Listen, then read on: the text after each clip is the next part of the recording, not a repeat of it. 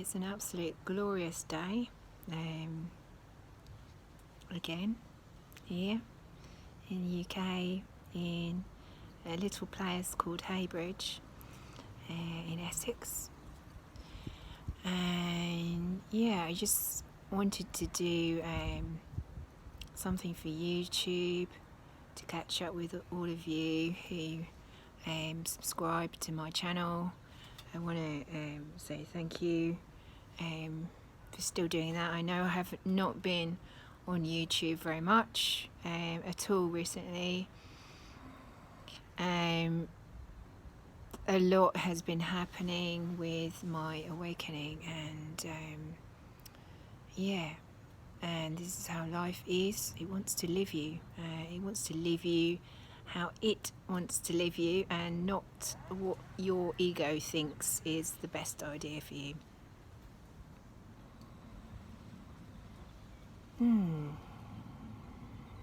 So I've been learning to tune in to what my heart really wants. And the way that I do that is by connecting to the breath. So every moment is an opportunity to have all of myself, all of my heart's desire, because when I come from my soul, from my wholeness, from the part of myself that is truly me, who I am, my Christ self, that is the self that wants to meet and join with the earth and bring heaven to earth. Yeah, when I truly come from that place of wholeness, it always involves the breath of life. So taking the time and putting my attention on what is the quality of the breath coming into me. Is it shallow? Am I holding my breath?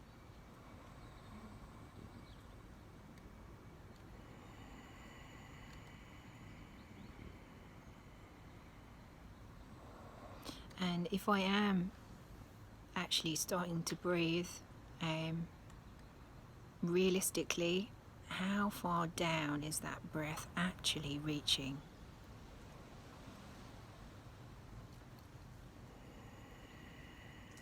This is something that very few people pay attention to, because there's much more important things in life, isn't there, than breathing? Which is really funny that my phone should fall down at exactly that point.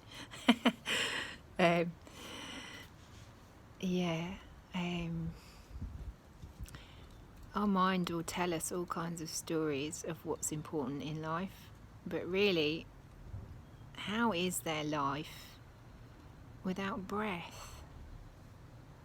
So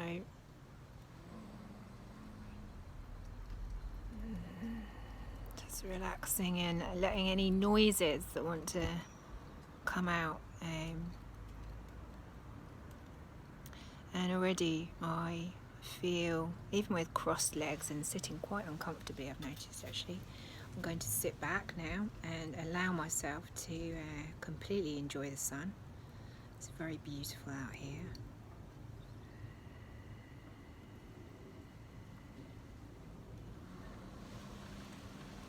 So for me, noticing where I'm procrastinating, being indecisive,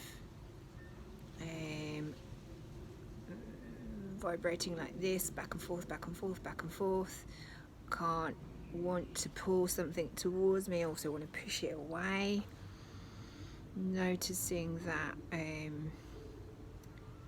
seesaw mind and realizing that it's not me.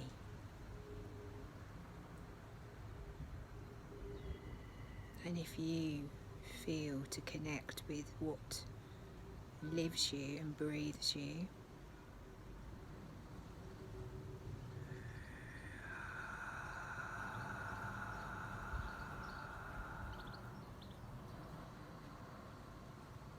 Draw your attention to the lower belly and then down to the genitals, because this is the place between the genitals and the navel. I like to call it belly button. You can call it what you like. There is a point, and in Reiki I've discovered this is the Hu Yin point. This point is almost, to me, it feels like a switch or a button that turns me on, and when I actually breathing to this point, so my stomach naturally goes in there at that point, and then it expands out from that point, almost like it's like a donut shape that's going round it.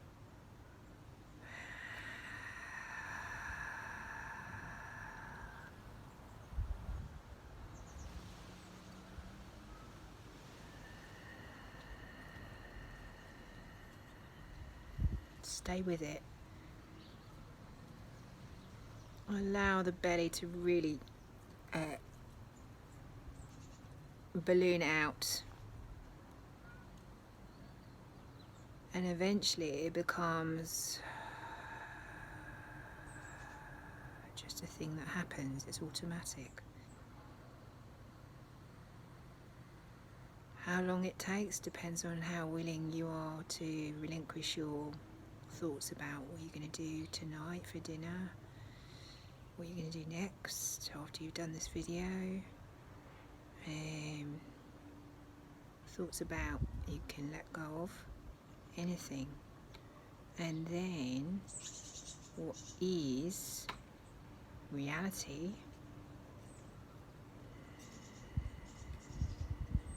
can come to you. It's windy here.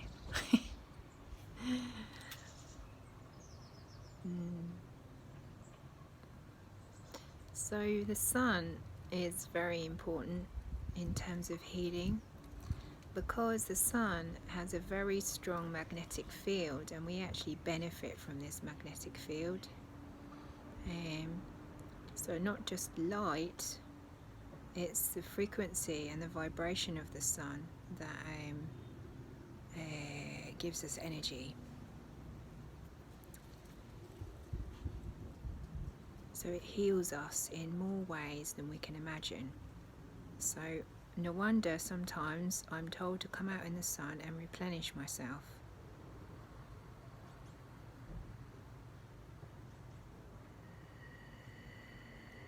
And when I allow that to happen, when I allow myself to just be how I am, and I wait, this is really important, I wait and I listen, and I don't, as soon as I notice a sense of urgency to do something else, I let go and I come back to breath, because already I will have slipped into the mind that wants to tell me to do the next thing and the next thing and the next thing, and then all these things that are innocent and harmless and part of creation, they take on that quality of urgency, time running out. Oh my goodness me, I better do it because otherwise it's not going to get done, and then this and then that, and this is how the mind escalates. What we do when we actually tune in, like a radio station, tuning in to the best possible sound or frequency of ourselves. We are like a radio transmitter, emitting certain frequencies, and depending on who's around, frequencies will be picked up by individuals. Anyone who's willing to listen, basically, willing to hear, as Yeshua would say. Those willing to hear now. Keep your ears open. And yes, this is kind of what it is.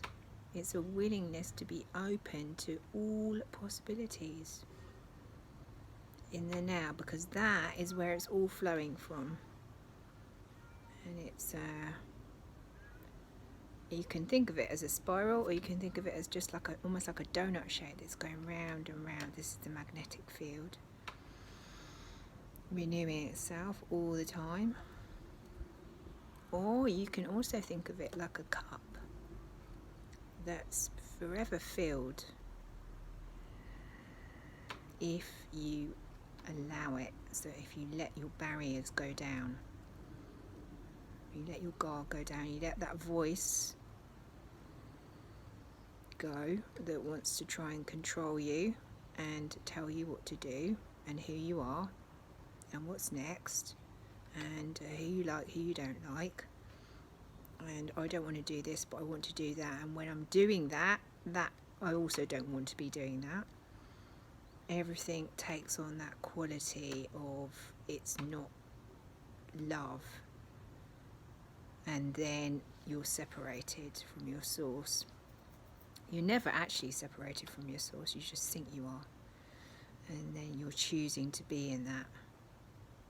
So we can detect, we can become like a detective of ourselves, and the inspection of ourselves becomes deeper and deeper and deeper, and it's a bigger and bigger magnifying glass to look inside ourselves at our heart and see what we haven't healed yet,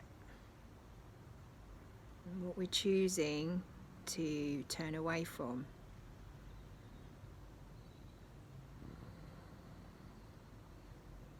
And it can't be done from the mind. It can't be done from an area that is like a box and you have no room to move in it. It's the same answers to the same questions. You can hear them in your language if you're willing to look at your language, not to criticize it or to pull it apart and analyze it, but just to notice where you operate from a box that gives you the same repeated answers to things, or the same words. You repeat similar words in similar situations. Those words can really be looked at.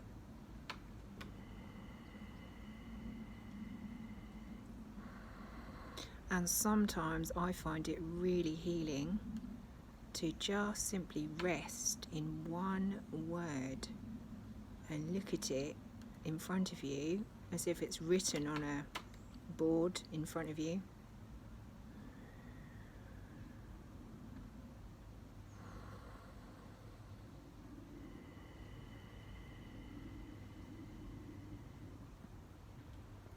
What's really springing to mind is being willing to stay present here and now. So right now I'm not thinking about anything but what I'm actually doing with you.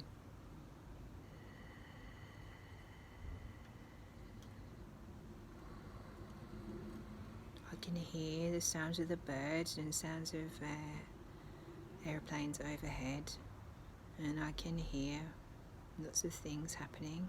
I can hear my voice.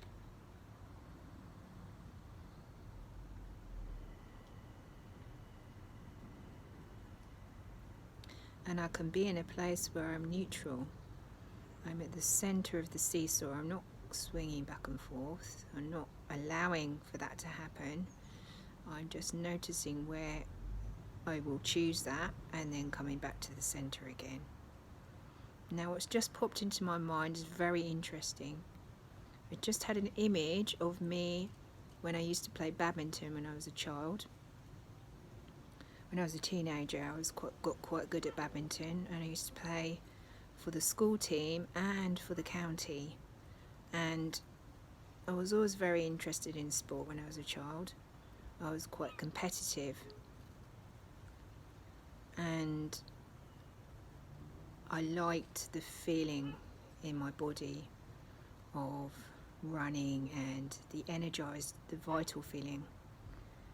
And I enjoyed playing a game. One thing that we were taught in badminton was to come back to the centre. So to always have a base, a foundation. So you might have to get to the front of the net, and you might also have to get right to the back of the court very quickly.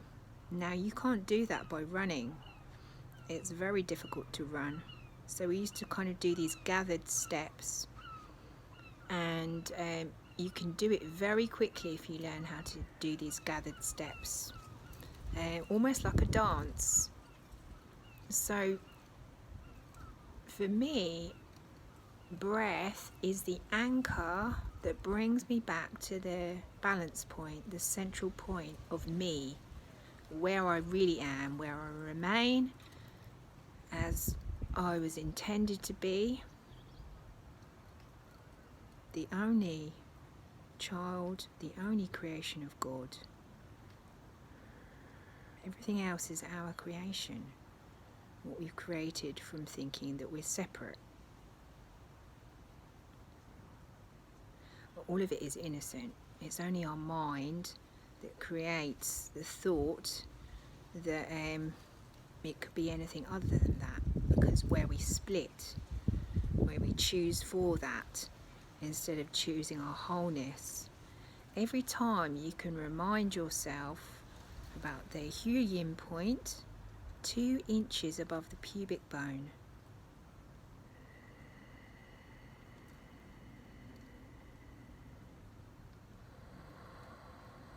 And the balance point of your mind, that it's not you to think, oh, should I send this text message or shouldn't I? And maybe this person won't like me if I do send that, and I tell them what I think. But before you tell them what you think about them, come back to your center. Come back to your center point where you're ready for anything. You're ready. You're in the middle, so you can go back to the back of the court, and you can go right up to the net as well. So you can take your telescope and you can zoom into them. You literally can zoom into another person's soul, and you can connect only with that part of them if you choose it.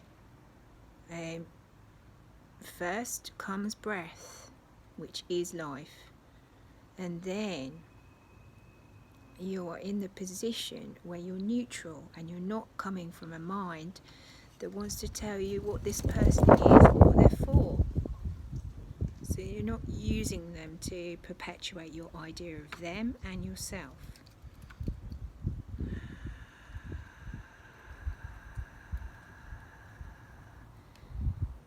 God is decisive.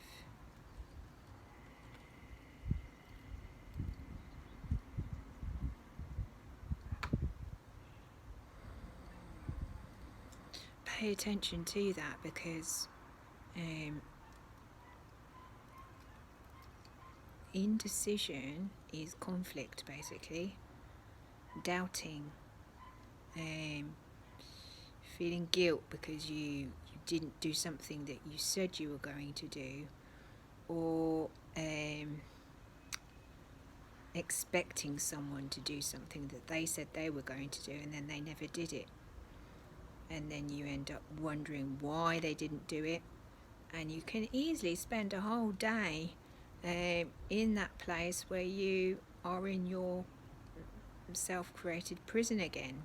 You set the parameters of it. You're the one in charge. You're the one with the remote in your hand. You choose what channels to press. What am I going to attune myself to? And it's all for you to grow yourself and extend what you really, really want to attune yourself to.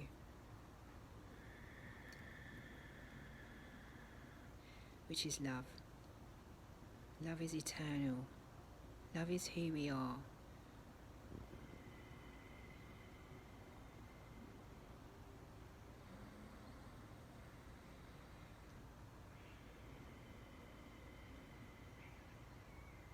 And love wants us to receive of itself. So we don't receive from what we think is real. And this can easily be noticed by just spending 15 minutes connecting to breath and then asking a question: where am I? And who am I? These two questions do not have measurements attached to them. So if you rest in breath and don't try and figure out an answer with your mind, you just you just wait and you listen and you breathe and you wait for an answer to come to you. If you're willing to do that, you'll discover that everything comes from you. What created you?